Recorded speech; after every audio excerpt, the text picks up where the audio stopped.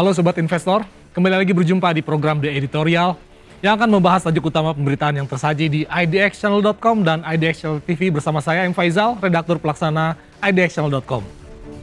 Di tengah dinamika ekonomi global yang semakin kompleks, Indonesia kembali menghidupkan gagasan redenominasi rupiah.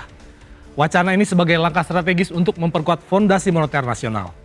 Rencana menghapus 3 angka 0 sehingga Rp1000 menjadi Rp1 ini bukanlah sekedar perubahan kosmetik. Ia mencerminkan ambisi untuk meningkatkan efisiensi perekonomian, menjaga stabilitas nilai tukar, dan mengembalikan kepercayaan masyarakat terhadap rupiah sebagai simbol kedaulatan bangsa. Dengan target penyelesaian pada tahun 2027, rencana ini sudah dituangkan dalam Peraturan Menteri Keuangan terbaru. Hal ini menandai komitmen pemerintah dalam merespons tantangan mata uang domestik yang selama ini tergeser oleh pengaruh asing. Redenominasi bukanlah devaluasi yang merugikan daya beli masyarakat. Justru sebaliknya, ia menyederhanakan angka-angka besar tanpa mengubah nilai intrinsik rupiah terhadap barang dan jasa. Bayangkan, sebuah transaksi sehari-hari seperti membeli secangkir kopi seharga Rp15.000 akan menjadi Rp15 setelah redenominasi. Dengan kemampuan beli yang tetap sama, langkah ini diharapkan mendorong efisiensi dalam sistem pembayaran, mengurangi kesalahan hitung, dan memperlancar arus perdagangan domestik maupun internasional. Di era digital, di mana transaksi non-tunai semakin mendominasi, nominal yang lebih ringkas akan memudahkan integrasi dengan teknologi keuangan modern seperti e-wallet dan sistem perbankan otomatis. Dengan begitu, redenominasi diharapkan dapat meningkatkan daya saing nasional di pasar global. Namun, urgensi redenominasi tak lepas dari kondisi rupiah yang masih rentan. Saat ini rupiah menempati posisi sebagai salah satu mata uang terlemah di dunia, bersaing dengan dong Vietnam dan mata uang negara berkembang lainnya. Kelemahan ini bukan semata-mata masalah teknis, melainkan ancaman terhadap kedaulatan moneter. Fenomena currency substitution atau penggantian rupiah dengan mata uang asing seperti dolar Amerika Serikat dalam transaksi sehari-hari semakin marak. Di kalangan masyarakat urban dan kelas atas, kegiatan sosial seperti arisan bahkan seringkali menggunakan dolar untuk menyimpan nilai. Fenomena ini mencerminkan hilangnya kepercayaan terhadap rupiah sebagai alat tukar, hitung, dan penyimpanan kekayaan.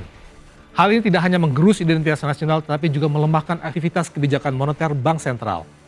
Karena sebagian besar uang berada di luar kendali domestik. Dampak psikologis dari nilai rupiah yang rendah juga tak bisa diabaikan. Masyarakat sering terjebak dalam ilusi uang, di mana nominal besar seperti jutaan rupiah memberikan rasa kaya yang palsu.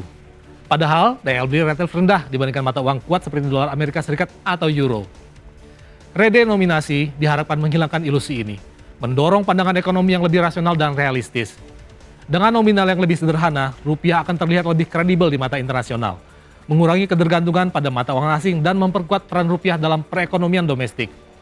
Ini bukan hanya reformasi teknis, melainkan simbol komitmen pemerintah untuk menjaga stabilitas makroekonomi, mengendalikan inflasi, dan membangun kepercayaan publik. Pengalaman negara lain menjadi cermin berharga. Turki misalnya, berhasil melakukan redenominasi pada 2005 dengan menghapus 6 nol dari lira lamanya, tanpa mengganggu daya beli atau memicu kekacauan ekonomi. Hasilnya, mata uang mereka menjadi lebih efisien, transaksi lebih lancar, dan kepercayaan masyarakat pun pulih.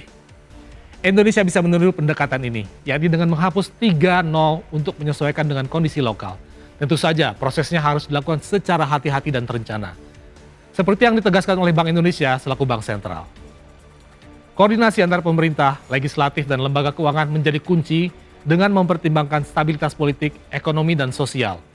Infrastruktur hukum, logistik, serta teknologi informasi harus dipersiapkan dengan matang agar transisi berjalan mulus, tanpa menimbulkan kebingungan di masyarakat ataupun guncangan pasar. Di sisi lain, redenominasi juga membuka peluang untuk modernisasi sistem keuangan secara keseluruhan. Dengan rupiah yang lebih kuat secara persepsi, Indonesia bisa mengurangi dolarisasi yang selama ini menjadi penghambat pertumbuhan. Bayangkan, ketika masyarakat lebih percaya menyimpan aset dalam rupiah, aliran modal domestik akan meningkat, mendukung investasi produktif dan penciptaan lapangan kerja. Ini juga akan memperkuat posisi tawar Indonesia di forum internasional, di mana mata uang nasional yang kredibel menjadi indikator kekuatan ekonomi. Namun, keberhasilan rencana ini tidak hanya bergantung pada kebijakan moneter semata. Pemerintah perlu melengkapinya dengan reforma struktural seperti pengendalian defisit anggaran, peningkatan ekspor, dan penguatan sektor real untuk menjaga nilai rupiah tetap stabil jangka panjang. Tantangannya tentu saja ada. Transisi redenominasi berpotensi menimbulkan kebingungan di awal, terutama di kalangan masyarakat pedesaan atau pelaku usaha kecil yang kurang familiar dengan perubahan. Oleh karena itu, sosialisasi masif melalui media, pendidikan keuangan, dan kampanye publik menjadi esensial. Selain itu, kebijakan redenominasi yang tidak disiapkan dengan matang justru bisa memicu inflasi yang lebih tinggi. Ini bisa terjadi karena adanya pembulatan ke atas harga barang-barang dan jasa. Jika pembulatan semacam itu terjadi secara masif, tentu berpotensi menekan daya beli masyarakat ke depan. Bank Sentral dan Kementerian Keuangan harus memastikan bahwa proses ini tidak dimanfaatkan oleh pihak oportunis untuk spekulasi ataupun penipuan.